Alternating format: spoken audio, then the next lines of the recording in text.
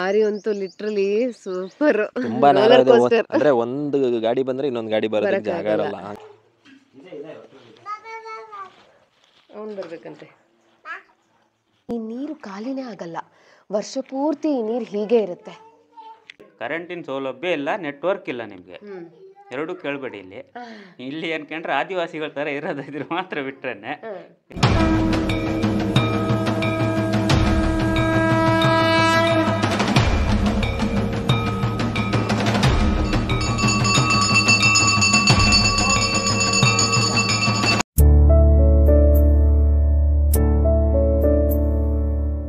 Hi, ನಮಸ್ಕಾರ ಎಲ್ರಿಗೂ. ಹೆಣ್ಮಕ್ಳು ರುಚಿ ರುಚಿಯಾಗಿ ಅಡುಗೆ ಮಾಡಬೇಕು ಅಂತಂದರೆ ಅವ್ರ ಹತ್ರ ಒಂದು ಒಳ್ಳೆ ಮಿಕ್ಸಿ ಇರಬೇಕು. ಒಳ್ಳೆ ಮಿಕ್ಸಿ ಇದ್ದರೆ ನಿಮಗೆ ರುಚಿ ರುಚಿಯಾಗಿ ಅಡುಗೆ ಮಾಡಿ ಬಡಿಸ್ತಾರೆ, ಹಾಗಂತ ಅಮ್ಮ ಯಾವಾಗಲೂ ಹೇಳ್ತಿರ್ತಾರೆ. ಅದಕ್ಕೆ ನಾನಿವತ್ತು ಅಗ್ಯಾರೋ ಅವರ ಮಿಕ್ಸರ್ ಗ್ರೈಂಡರ್ನ ಇಂಟ್ರೊಡ್ಯೂಸ್ ಮಾಡ್ತಾ ಇದ್ದೀನಿ. ಇದು 900 ವಾಟ್ಸ್ ಮಿಕ್ಸರ್ ಗ್ರೈಂಡರ್ ಆಗಿರುತ್ತೆ. ಇದ್ರ ಪರ್ಫಾರ್ಮೆನ್ಸ್ ತುಂಬ ಚೆನ್ನಾಗಿರುತ್ತೆ. 900 ವಾಟ್ಸ್ ಆಗಿರೋದ್ರಿಂದ ಪರ್ಫಾರ್ಮೆನ್ಸ್ ತುಂಬ ಚೆನ್ನಾಗಿರುತ್ತೆ. ಇದಕ್ಕೆ 3 ಜಾರ್ ಕೂಡ ಬರುತ್ತೆ, ಒಂದು ಜ್ಯೂಸರ್, ಒಂದು ವೆಟ್, ಹಾಗೆ ಒಂದು ಡ್ರೈ.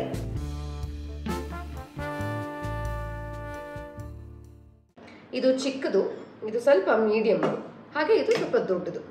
ಸೊ ಈ 3 ಜಾರ್ ಜೊತೆಗೆ ಬರುತ್ತೆ. ಸೊ ಜಾರ್ಸ್ಗಳ ಬಗ್ಗೆ ಒಂದಷ್ಟು ಇನ್ಫಾರ್ಮೇಶನ್ ಕೊಟ್ಬಿಡ್ತೀನಿ.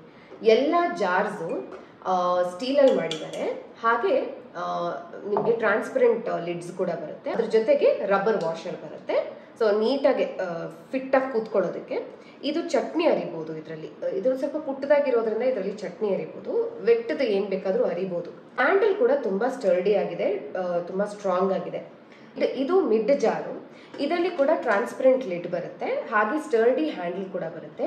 ಇದರಲ್ಲಿ ಮಸಾಲೆಗಳು ಹರ್ಕೋಬಹುದು, ಹಾಗೆ ಡ್ರೈ ಪೌಡರ್ ಕೂಡ ಮಾಡ್ಕೋಬಹುದು. ನಾನು ಇವತ್ತು ಡ್ರೈ ಪೌಡರ್ ಕೂಡ ಮಾಡಿ ತೋರಿಸ್ತೀನಿ ನಿಮಗೆ. ಸೊ ನಾನು ಡ್ರೈ ಪೌಡರ್ ಮಾಡ್ಕೊಳ್ಳೋದಕ್ಕೆ ಅಕ್ಕಿ ತಗೊಂಡಿದ್ದೀನಿ. ಅಕ್ಕಿ ಹಾಕೊಂಡು ಹೇಗೆ ಗ್ರೈಂಡ್ ಆಗುತ್ತೆ ನೋಡೋಣ. ನೀಟಾಗಿ ಪೌಡರ್ ಆಗುತ್ತಾ ಇಲ್ವಾ. ಸೊ ಇಲ್ಲಿ ಸ್ವಿಚ್ಗಳಿದೆ, ಲೋ, ಮಿಡ್ ಮತ್ತೆ ವಿಪ್. ಸೊ 3 ಆಪ್ಷನ್ ಇದೆ. ಸೊ ನೀವು ಲೋ ಬೇಕಾದ್ರೆ ಲೋ ಅಲ್ಲಿ ಇಟ್ಕೋಬಹುದು, ಮಿಡ್ ಬೇಕಾದ್ರೆ ಮಿಡ್ ಅಲ್ಲಿ ಇಟ್ಕೋಬಹುದು, ವಿಪ್ ಅನ್ನ ವಿಪ್ ಮಾಡ್ಕೋಬಹುದು. ಸೊ ಇದು ಹೇಗೆ ವರ್ಕ್ ಆಗುತ್ತೆ ಅಂತ ನೋಡ್ಬಿಡ್ತೀನಿ.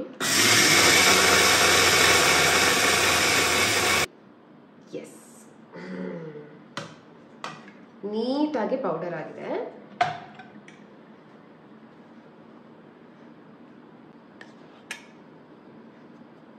ಇದಕ್ಕೆ ನಿಮಗೆ ಒಂದು ಉದ್ದ ಕಾರ್ಡ್ ಕೂಡ ಬರುತ್ತೆ, ಒಂದು ಲೆಂತಿ ಕಾರ್ಡ್ ಕೂಡ ಬರುತ್ತೆ. ಸೊ ನೀವು ಆರಾಮಾಗಿ ನೋಡಿ, ನಾನು ಅಲ್ಲಿ ಫಿಕ್ಸ್ ಮಾಡ್ಕೊಂಡಿದ್ದೀನಿ, ಇಲ್ಲಿವರೆಗೂ ಬಂದಿದೆ. ಇದರಲ್ಲಿ ನೀವು ಎಲ್ಲ ಥರ ಮಸಾಲೆಗಳನ್ನು ಹರ್ಕೋಬಹುದು, ಹಾಗೆ ಪೌಡರ್ ಕೂಡ, ಡ್ರೈ ಪೌಡರ್ ಕೂಡ ಮಾಡ್ಕೋಬಹುದು. ಲೈಕ್ ಅಕ್ಕಿ, ಮೆಂತೆ, ಸೊ ಯಾವುದೇ ಥರ ಗಟ್ಟಿ ಪದಾರ್ಥನೂ ನೀವು ಗ್ರೈಂಡ್ ಮಾಡ್ಕೋಬಹುದು. ಅದ್ರ ಜೊತೆಗೆ ಇದನ್ನ ನಾವು ವೆಟ್ ಗ್ರೈಂಡರ್ ಅಂತಾನೂ ಕರಿಬೋದು, ಅಥವಾ ಬ್ಲೆಂಡರ್ ಅಂತಾನೂ ಹೇಳ್ತಾರೆ. ಸೊ ಇದರಲ್ಲಿ ನೀವು ದೊಡ್ಡ ಪ್ರಮಾಣದಲ್ಲಿ ಚಟ್ನಿ ಮಾಡ್ಕೋಬೇಕು, ಅಥವಾ ಸಾಂಬಾರಿಗೆ ಮಸಾಲೆ ಹರ್ಕೋಬೇಕು, ಅಥವಾ ಹಿಟ್ಟುಗಳು ಅಂದರೆ ದೋಸೆ ಹಿಟ್ಟು ಇರ್ಬೋದು, ಅಥವಾ ವಡೆಗೇನೋ ಹಿಟ್ಟು ಮಾಡ್ಕೋಬೇಕು ಅಂತಿದ್ರೆ ಎಲ್ಲಾ ತರದ ಹಿಟ್ಟುಗಳನ್ನು ನೀವು ಇದರಲ್ಲಿ ಹರ್ಕೋಬಹುದು.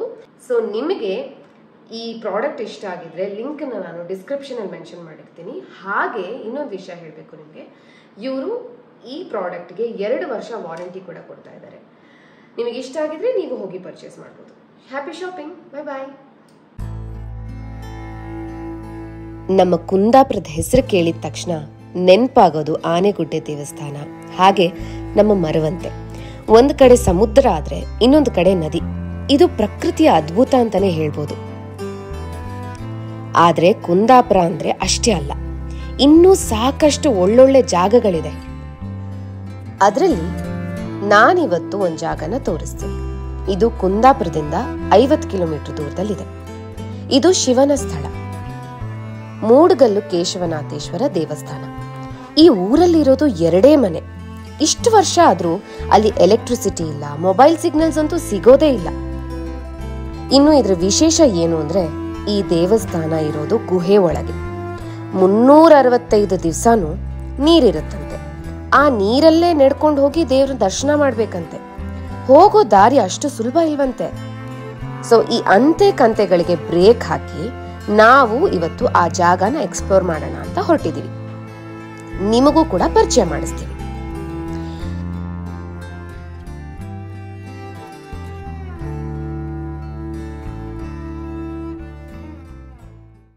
ಸೊ ನೋಡಿದ್ರಲ್ಲ ದಾರಿ ಹೇಗಿತ್ತು ಅಂತ. ನಾವೀಗ ಆ ಮಡ್ ರೋಡ್ ಅಂತ ಏನು ಹೇಳಿದ್ವಿ ಅಲ್ವಾ, ಆ ಮಡ್ ರೋಡ್ ಹತ್ತ ಬಂದು ನಿಂತಿದ್ದೀವಿ. ಆ್ಯಕ್ಚುಲಿ ಗೂಗಲಲ್ಲಿ ತೋರಿಸೋ ಲೊಕೇಶನ್ನು ಸ್ವಲ್ಪ ಹಿಂದೆಗಡೆನೇ ಎಂಡ್ ಆಗಿಬಿಡುತ್ತೆ. ಆದರೆ ನೀವು ಅಲ್ಲಿಗಿಂತ ಒಂಚೂರು ಮುಂದೆ ಬಂದರೆ ನೋಡಿ, ಇಲ್ಲೊಂದು ಬೋರ್ಡ್ ಇರುತ್ತೆ, ಆಮೇಲೆ ಮಡ್ ರೋಡ್ ಇರುತ್ತೆ. ಆ ಮಡ್ ರೋಡಲ್ಲಿ ಹತ್ಕೊಂಡು ಹೋಗಬೇಕು. ಕೇಶವನಾಥೇಶ್ವರ ದೇವಸ್ಥಾನ ಮೂಡುಗಲ್ಲು ಅಂತ ಬೋರ್ಡ್ ಹಾಕಿರ್ತಾರೆ. ಸೊ ಆ ಮಡ್ ರೋಡಲ್ಲಿ ಮೇಲೆ ಹತ್ಕೊಂಡು ಹೋಗಬೇಕು. ಲೈಕ್ ಇಲ್ಲಿಂದ 1-1.5 ಕಿಲೋಮೀಟರ್ ಇರುತ್ತೆ. ಫೈನಲಿ ಬಂದ್ವಿ. ಜಾಗ ಅಂತೂ ಸಖತ್ತಾಗಿದೆ. ನಮಗಂತೂ ಜಾಗ ಸಖತ್ ಇಷ್ಟ ಆಯಿತು. ನಿಂಗೇನು ಅನಿಸ್ತು? ಅಯ್ಯೋ, ದಾರಿ ಅಂತೂ ಲಿಟ್ರಲಿ ಸೂಪರ್. ತುಂಬಾ ನೇರ ಇದೆ. ಅಂದ್ರೆ ಒಂದು ಗಾಡಿ ಬಂದ್ರೆ ಇನ್ನೊಂದು ಗಾಡಿ ಬರೋದಕ್ಕೆ ಜಾಗ ಇರಲ್ಲ, ಹಂಗಿದೆ. ಸೊ ಇವಾಗ ಇನ್ಯಾಕೆ ಲೇಟ್ ಮಾಡೋದು, ಬನ್ನಿ ಈ ದಾರಿ ಹೆಂಗಿದೆ, ದೇವಸ್ಥಾನ ಹೆಂಗಿದೆ ನೋಡೋಣ. ಓಕೆನಾ?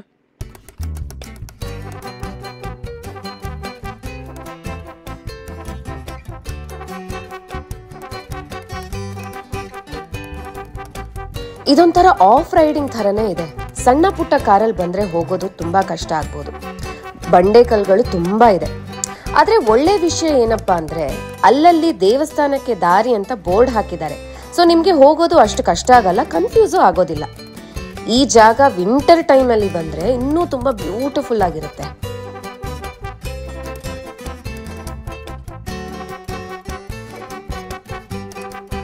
ಸೊ ಫೈನಲಿ ನಾವು reach ಆಗಾಯ್ತು.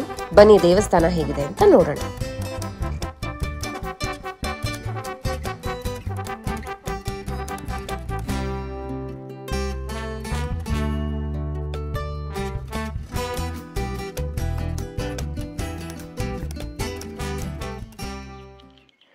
So finally ಮೂಡುಗಲ್ಲು Shri Keshavanatheshwara ದೇವಸ್ಥಾನಕ್ಕೆ ಬಂದಿದ್ದೀವಿ. ಇಲ್ಲಿಂದನೇ ಗುಹೆ ಕಾಣಿಸ್ತಾ ಇದೆ ನಮ್ಗೆ. ಆ್ಯಕ್ಚುಲಿ ಹೇಗಿದೆ ಏನು ಅಂತ ಗೊತ್ತಿಲ್ಲ ಇನ್ನು. ಒಳಗಡೆ ಹೋಗಿ ನೋಡೋಣ ಬನ್ನಿ.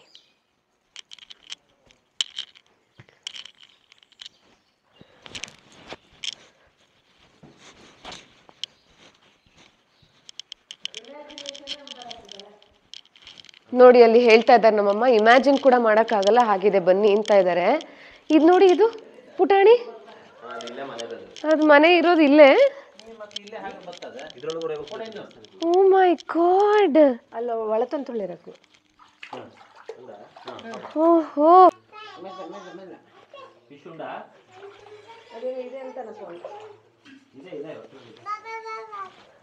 ಅವನು ಬರ್ಬೇಕಂತೆ ಪುಟ, ನೀನು ಬರ್ಬೇಕಂತೆ. ಅಲ್ಲ ಲೈಟ್ಗೆ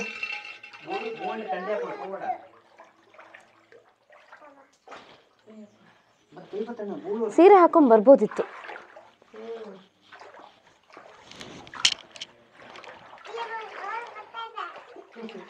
ಸೊ ತುಂಬಾ ಬ್ಯೂಟಿಫುಲ್ ಆಗಿದೆ, ತುಂಬಾ ಪ್ರಶಾಂತವಾಗಿದೆ.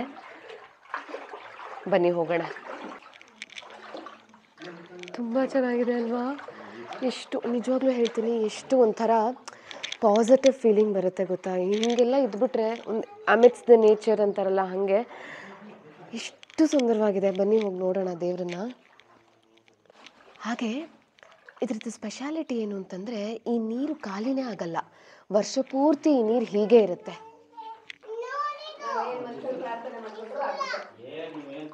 ತ್ರಿಶೂಲ, ಹೌದು ಕಂದ, ಹೌದು ಹೌದು, ಆಯ್ತು ಆಯ್ತು.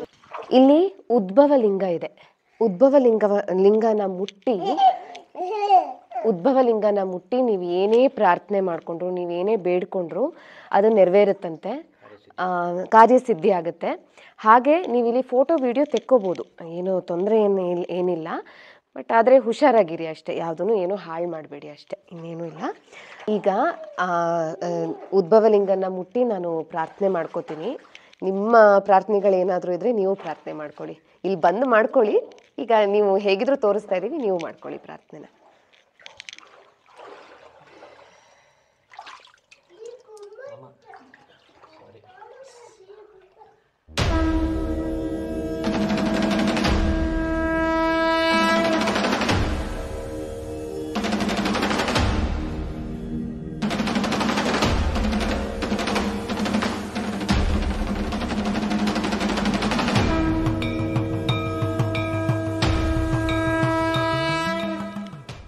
ಸೊ ಗುರುಗಳೇ, ಈ ಕ್ಷೇತ್ರದ ಬಗ್ಗೆ ಒಂದಷ್ಟು ಏನಾದರೂ ಒಂಚೂರು ಹೇಳಿ. ಮೂಲಲಿಂಗ ಹಿಂದ್ಗಡೆ ಇದೆ, ಅಲ್ಲಿಂದ ಅಭಿಷೇಕ ಆಗಿದ್ದ ನೀರು ಇಲ್ಲಿ ಬರುತ್ತೆ. ಉದ್ಭವ ಲಿಂಗ ನೋಡಿದ್ರಲ್ಲ, ಮುಟ್ಟಿ ನಮಸ್ಕಾರ ಮಾಡಬಹುದು. ಮತ್ತೆ ಇಲ್ಲಿ ನೀರು ಯಾವುದೇ ಕಾರಣಕ್ಕೂ ಕಡಿಮೆ ಆಗೋದಿಲ್ಲ ಇಲ್ಲಿ. ಎನಿ ಟೈಮ್ ನೀರು ಇರುತ್ತೆ. ಮತ್ತೆ ಈಗ ಬೆಳಗ್ಗೆಯಿಂದ ಸಂಜೆ ತನಕ ನೀವು ಬೆಳಿಗ್ಗೆ 7:30ಗೆ ಬಂದರೆ ಸಂಜೆ 8 ಗಂಟೆ ತನಕನೂ ಇಲ್ಲೇನು ತೊಂದರೆ ಇಲ್ಲ. ಈಗ ಓಪನ್, ಮೊದಲು ಪೂಜೆಗೆ ಒಂಚೂರು ಇರ್ತಿತ್ತು, ಈಗ ಪೂಜೆಗೆ ಎಲ್ಲರೂ ಇತ್ತೀಗ ತೊಂದರೆ ಎಲ್ಲ ಇದೆ.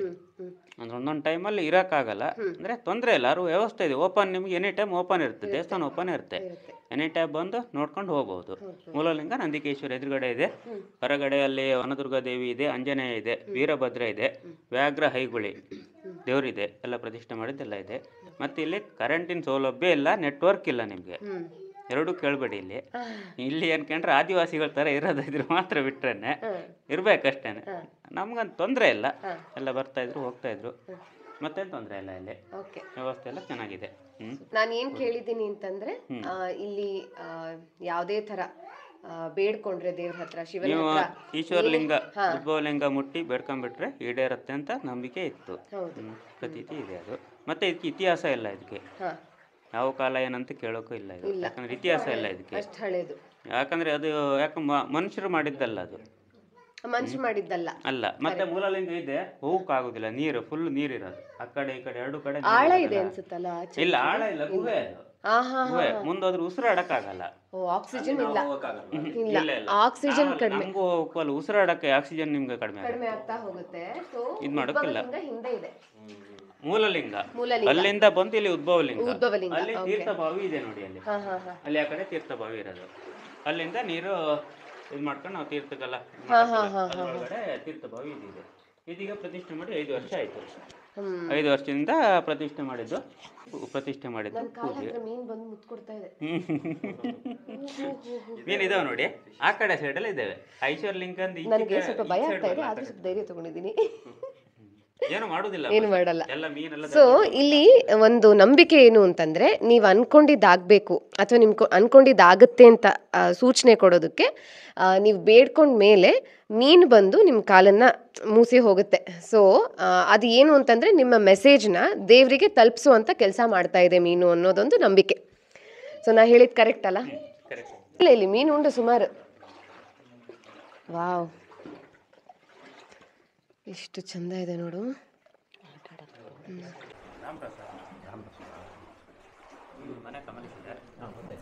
ಅದೇ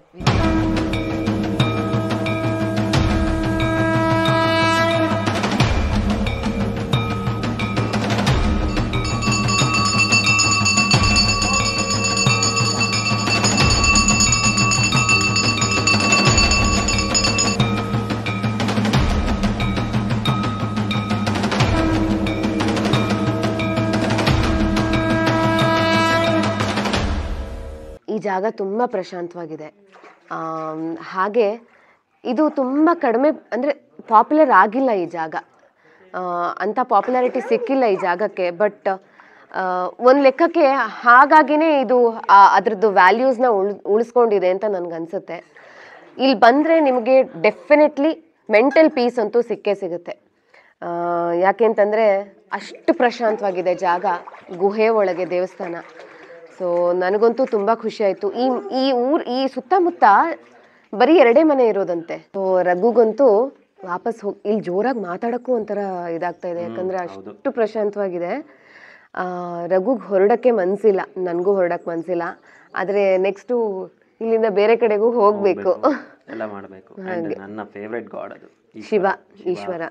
ಸೊ ತುಂಬ ಅಂದರೆ ಲೈಕ್ ಏನು ಹೇಳ್ತಾರೆ, ತುಂಬ ಒಂದು ನಂಬಿಕೆ ಇದೆ ಈ ದೇವ್ರ ಮೇಲೆ. ಅಂದರೆ ಮನಸಾರ ಬೇಡ್ಕೊಂಡಿದ್ದು ಏನೇ ಆದರೂ ಆಗುತ್ತೆ ಅಂತ ಹೇಳಿದ್ದಾರೆ. ಸೊ ನೀವು ಕೂಡ ಅಂದರೆ ನಮ್ಮ ಕರ್ನಾಟಕದಲ್ಲಿ ಪ್ರೇಕ್ಷಣೀಯ ಸ್ಥಳಗಳು ಸಿಕ್ಕಾಪಟ್ಟೆ ಇದ್ದಾವೆ ಆಯಿತಾ, ಯಾವುದು ಏನು ಕಮ್ಮಿ ಇಲ್ಲ, ಯಾವುದು ಏನು ಹೆಚ್ಚಿಲ್ಲ. ಸೊ ಬಟ್ ಇದು ತುಂಬ ಒಳಗಡೆ ಇರೋದ್ರಿಂದ ತುಂಬ ಜನಕ್ಕೆ ಗೊತ್ತಾಗಿಲ್ಲ ಅಂತ ಅನಿಸುತ್ತೆ. ಸೊ ನಿಮಗೆ ಇವಾಗ ಈ ವ್ಲಾಗ್ ನೋಡಿದ್ದೀರಾ, ಸೊ ನಿಮಗೂ ಇದು ನೋಡಬೇಕು ಅಂತ ಅನಿಸಿದ್ರೆ ನೀವು ಖಂಡಿತವಾಗ್ಲೂ ಬರ್ಬೋದು. ಆ್ಯಂಡ್ ಈ ಸೀನರಿನಾಗಿರ್ಬೋದು, ಬರೋ ದಾರಿನಾಗಿರ್ಬೋದು, ಆಮೇಲೆ ಇಲ್ಲಿ ದೇವಸ್ಥಾನನಾಗಿರ್ಬೋದು, ನೀವು ನಿಜವಾಗ್ಲೂ ತುಂಬ ಎಂಜಾಯ್ ಮಾಡ್ತೀರಾ. ನಾವಂತೂ ತುಂಬ ಎಂಜಾಯ್ ಮಾಡಿದ್ವಿ ಖಂಡಿತ. ಅಂದರೆ ನಿಮಗೆ nature, if you are a nature lover, 100% ಹೇಳ್ತೀನಿ, ಇದು ನಿಮ್ಮ ಮನಸ್ಸಿಗೆ ನಾಟುತ್ತೆ ಈ ದೇವಸ್ಥಾನ. ಸೊ ಈ ಥರ ಪ್ಲೇಸ್ನ ನಾವು ಒಂದಷ್ಟು ಸಪೋರ್ಟ್ ಮಾಡೋಣ, ನಾವು ಒಂದಷ್ಟು ಪ್ರಮೋಟ್ ಮಾಡೋಣ, ಇನ್ನೊಂದು 4-5 ಜನಕ್ಕೆ ತಿಳಿಸೋಣ ಇದ್ರ ಬಗ್ಗೆ. ಹಂಗಾದಾಗ ಏನಾಗುತ್ತೆ ಗೊತ್ತಾ ಪುಟ್ಟ, ಅಟ್ಲೀಸ್ಟ್ ಅವ್ರಿಗೆ ಇಲ್ಲಿರೋರಿಗೆ, ಇಲ್ಲಿ ಅರ್ಚಕರು ಇರ್ಬೋದು ಅಥವಾ ಇಲ್ಲಿರೋರ್ಗೇನು ಒಂದು ಸ್ವಲ್ಪ ಅಭಿವೃದ್ಧಿ ಆದರೆ ಅವ್ರಿಗೂ ಹೆಲ್ಪ್ ಆಗುತ್ತೆ. ಎಲೆಕ್ಟ್ರಿಸಿಟಿ ಬರುತ್ತೆ ಆಟೋಮ್ಯಾಟಿಕ್ ಆಗಿ, ಜನ ಬರ್ತಿದ್ದಂಗೆ ಎಲೆಕ್ಟ್ರಿಸಿಟಿನೂ ಆಟೋಮ್ಯಾಟಿಕ್ ಆಗಿ ಬರೋಕ್ಕೆ ಶುರುವಾಗುತ್ತೆ. ದಾರಿ ಇವಾಗ ನೋಡು ರೋಡ್ಗಳೂ ತುಂಬ ಕನ್ವೀನಿಯೆಂಟ್ ಅಂತ ಹೇಳೋಕ್ಕಾಗಲ್ಲ, ಬಟ್ ನಮ್ಗೆ ಇಲ್ಲಿಗೆ ಬರಲೇಬೇಕು ಅಂತಿತ್ತು. ನಾವು ಯಾರೋ ಹೇಳಿದ್ರು ತುಂಬ ಚೆನ್ನಾಗಿದೆ ಅಂತ ಹುಡ್ಕೊಂಡು ಬಂದ್ವಿ. ಸೊ ಹಾಗಾಗಿ ಒಂದಷ್ಟು ಪಾಪ್ಯುಲರ್ ಆದರೆ ಬರೋದಕ್ಕೂ ದಾರಿ ಆಗುತ್ತೆ, ನಿಮ್ಮ ಆಸೆ ಆಕಾಂಕ್ಷೆಗಳು ಈಡೇರುತ್ತೆ. ಸೊ ನಿಮಗೆ ಈ ವ್ಲಾಗ್ ಇಷ್ಟ ಆಗಿದ್ರೆ ಲೈಕ್ ಮಾಡಿ, ಶೇರ್ ಮಾಡಿ, ಕಮೆಂಟ್ ಮಾಡಿ, ಸಬ್ಸ್ಕ್ರೈಬ್ ಮಾಡಿ, ಹಾಗೆ ಬೆಲ್ ಐಕಾನ್ನ ಪ್ರೆಸ್ ಮಾಡಿ. ಐಕಾನ್ ಅಂದ್ಬಿಟ್ಟೆ ಹಾಗೆ ಇಂಗ್ಲಿಷ್ ಮೇಡಮ್ ಬೆಲ್ ಐಕನ್ನ ಪ್ರೆಸ್ ಮಾಡಿ, ಸಬ್ಸ್ಕ್ರೈಬ್ ಮಾಡೋದನ್ನ ಮರಿಬೇಡಿ. ಹಂಗೆ ಈ ವಿಡಿಯೋನ ಶೇರ್ ಮಾಡಿ. ಎಸ್, ಒಂದಷ್ಟು ಜನಕ್ಕೆ ಈ ದೇವಸ್ಥಾನದ ಬಗ್ಗೆ ಗೊತ್ತಾಗಿ. ಹೌದು. Thank you. ಅಯ್ಯಯ್ಯೋ, ಈ ಸಲ ನಾನು ಹಿಂಗೆ ಇಟ್ಕೋಬೇಕು, ನೀನು ಈ ಕಡೆಯಿಂದ ಕೈ ಇಡು ಹಂಗೆ.